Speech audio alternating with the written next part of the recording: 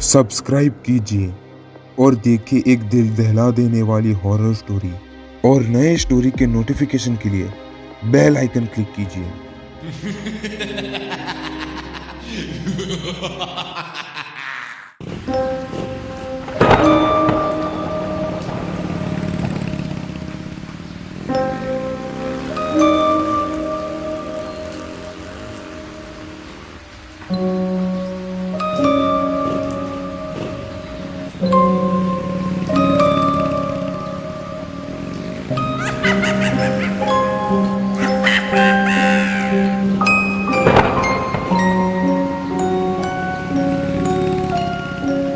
अम्मी ने ठीक ही कहा था, मुझे इस गांव से होकर नहीं जाना चाहिए था। जल्दी से निकल जाता हूँ।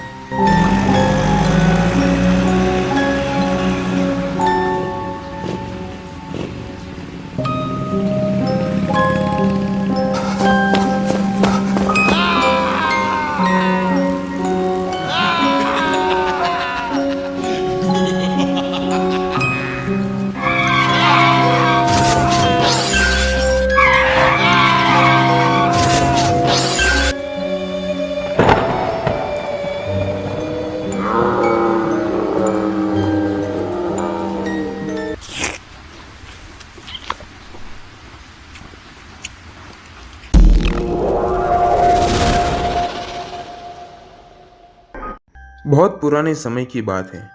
तकरीबन 1994 की। एक सालों पुराना गांव था, रहमानपुर। उस गांव की आबादी बहुत कम थी। उस गांव में सारे इस्लाम परिवार ही रहते थे। गांव बहुत खुशहाल था। उस जमाने में इस गांव में शैतानी रूहों से काफी लोग डरे रहते थे। उस वक्त सारे घरों में एक ना एक पीर बाबा तो रहते ही थे, क्योंकि वो गांव जंगल के बीचों बीच था। उस गांव में काफी शैतानी रूहें भटकती रहती थी। एक समय की बात है, आतिफ के चाचा जन की बेटी का निकाह था। आतिफ और उसकी बीवी जोया भी उस निकाह में शामिल हुए थे। निकाह देर रात तक चला। निकाह के बाद आतिफ ने उसके चाचा जान से घर जाने की दरख्वास्त की। फिर दोनों घर जाने के लिए निकले। आतिफ का घर बहुत दूर था। दोनों शौहर बीवी जंगल के रास्ते से होकर अपने घर की तरफ जा रहे थे, क्योंकि उस गांव में यातायात के साधन मौजूद नहीं थे। दोनों के बदन में से गुलाब के अत्तर की महक आ रही थी। ये महक उनके चारों ओर एक खुशनुमा माहौल बना रही थी। दोनों का निकाह अभी अभी ही हुआ था। दोनों बातें करते करते चल रहे थे। जोया की हंसी की आवाज जैसे जंगलों में गूंज रही थी। गहरी रात थी। रात का सन्नाटा जंगल के चारों ओर फैला हुआ था। तभी अचानक से एक उल्लू उनके सामने आके पंख फड़फड़ाता है, जिससे जोया बहुत डर जाती है। आतिफ उस उल्लू को दूर भगा देता है। फिर दोनों घर पहुंच जाते हैं और निकाह की बातें करने लगते हैं। इस वाक्य को बीते 2-3 दिन गुजर जाते हैं। एक रात जब दोनों सो रहे थे, तभी अचानक से बाहर से कुत्तों की रोने की आवाज आई।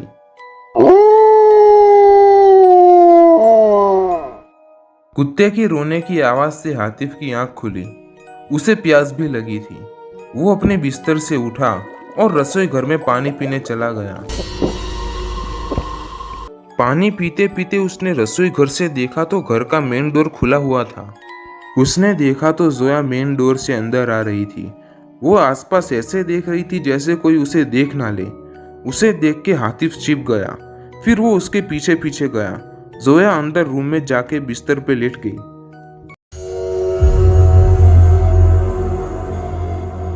दूसरे दिन भी उसके जहन में ये सब बातें ही चल रही थी। वो बस सोने का नाटक करने लगा। वो बिस्तर पे आंख बंद करके लेटा रहा। कुछ हलचल होने की वजह से उसकी आंखें खुली। उसने देखा तो जोया घर के बाहर जा रही थी। आतिफ ने सोचा कि इस बारे में अब्बू से बात करूं, पर उसने तभी जोया के पीछे पीछे जाना ही मुनासिब समझा। वो उसके पीछे पीछे दबे पांव चलता गया। जोया जंगल की तरफ जा रही थी। जंगल में एक पुराना कब्रिस्तान था। जोया ने कब्र खोद के उसमें से एक लाश निकाली और उसे बड़े शौक से खाने लगी।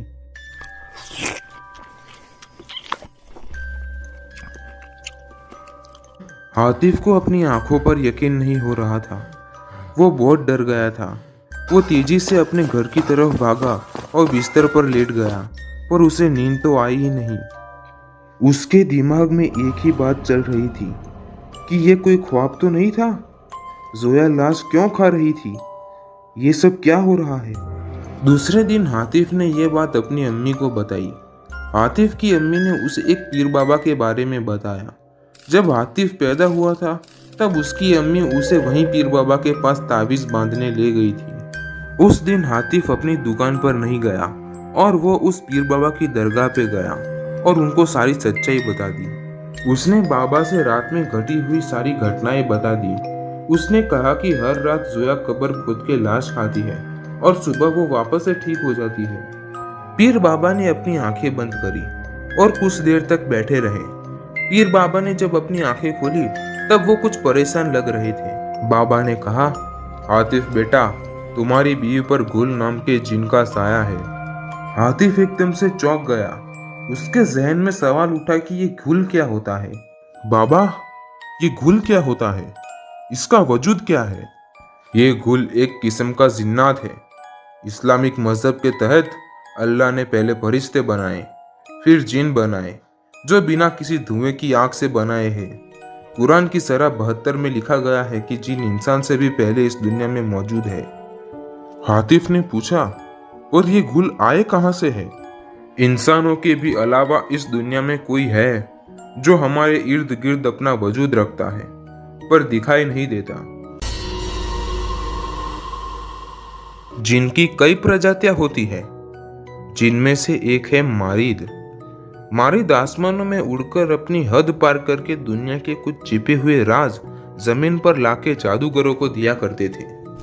इसी कोशिश में वो जल जाया करते थे और अधमरी हालत में घायल होकर जमीन पर गिरते थे और घुल बन जाया करते थे। उन्हें कुछ खबर नहीं रहती थी। वो रेगिस्तानों के वीरानों में घूमते रहते थे। जीनों की और कई भी प्रजातियां हैं, जिनमें से है इफ्रिन, जो सदियों पुरानी इमारतों के आसपास रहते हैं। मारिद, हीन हमेशा जानवरों के रूप में ही रहते हैं। जन, जो बवंडर, पानी या सफेद ऊंट के हुलिये में रहते हैं। पालिश, जो रेगिस्तान में रहती है। करीन, शैतान, सीलत, शीक और घुल एक फरेबी और सबसे खतरनाक जिन है। पर ये घुल कैसे होते हैं? वो जोया के शरीर में कैसे आए? घुल एक अरेबिक नाम है। घुल की इस्लाम, अरब और मध्य एशिया की कहानियों में बड़ी रिवायत थी। वो चेहरे बदलते हैं। वो पशु, पक्षी, पत्थर, खंडरों, कब्रिस्तान या फिर सुनसान जगहों पर रहते हैं। वो आग या फिर जमीन के अंदर भी रह सकते हैं। वो जमीन के अंदर रह के बीमारी फैलाते हैं। वो जिस भी इंसान का मांस खाते हैं उनके हुलिये में तब्दील हो सकते हैं। अब तुम बताओ हातिफ, इन सब में से तुम कोई खंडर, कब्रिस्तान या फिर और कोई सुनसान जगह पर गए थे? हातिफ काफी देर तक सोचता है। फिर वो बोला, हाँ बाबा, 5-6 दिन पहले हम चाचा जान की बेटी के निकाह में गए थे। घर आते समय रास्ते में एक सुनसान जंगल था। वहाँ एक खंडर भी था। वहाँ उस जंगल में एक उल्लू भी आया था। क्या तुमने अत्तर लगाया था? हाँ बाबा, मैंने और जोया ने अत्तर लगाया था। घुल को अत्तर की महक लुभाती है। वो वहीं सुनसान जगह पर उल्लू के हुलिये में था। तुम्हारी पत्नी को देखकर वो भी तुम्हारे पीछे आ गया है। इस वजह से ही तेरी बीवी कब्रिस्तान में जाती है और कब्र में से लाशें निकाल के खाती है। हम इसे खत्म कैसे करेंगे बाबा? कोई उपाय बताइए। बेटा, ये जिन तो कयामत के दिन तक किसी जमीन पर रहेंगे। इनका अंत नामुमकिन है। तो फिर जोया ठीक कैसे होगी? बाबा हातिफ को अपने पीछे आने को बोलते हैं। वो हातिफ को किसी पुराने खंडरों में ले जाते हैं। वहां दीवार पर कुछ चित्र और निशानियां थी। इन पुरानी दीवारों पर पहले के जमाने में घुल का साया कैसे दूर करे, इनके चित्र है। बाबा ने सारे चित्र ध्यान से देखे। बेटा, इन जिन का अंत नहीं हो सकता, पर इनकी थोड़ी कमजोरियां भी है। ये जिन लोहे की चीजों से और पवित्र ग्रंथों से डरते हैं। ये पालिस का चित्र है। देखो, ये इंसानों के रक्त की प्यासी होती है। पर कुछ ही घुलों में ये सारी कमजोरियां होती हैं। पर ये जो घुल है जो तुम्हारी बीवी के पीछे पड़ा है, वो इतनी आसानी से उसका पीछा नहीं छोड़ेगा। ये घुल उसकी रूह का दीवाना हो चुका है। तो फिर मेरी जोया कभी ठीक नहीं होगी पीर बाबा? मैंने ऐसा तो नहीं कहा। तुम मेरी बात का गलत मतलब मत निकालो। तो फिर क्या है इसका उपाय? ये गुल रूह के बदले रूह का सौदा करेगा। कल मुहर्रम है, तुम उसे किसी भी तरह कल मेरे झोंपड़े में ले आओ।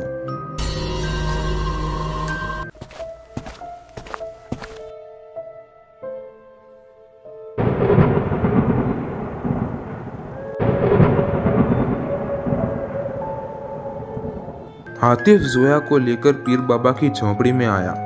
जोया इन सब बातों से अनजान थी। बाबा ने एक भस्म आग में डाली और अचानक उसमें से एक धुआं उड़ने लगा।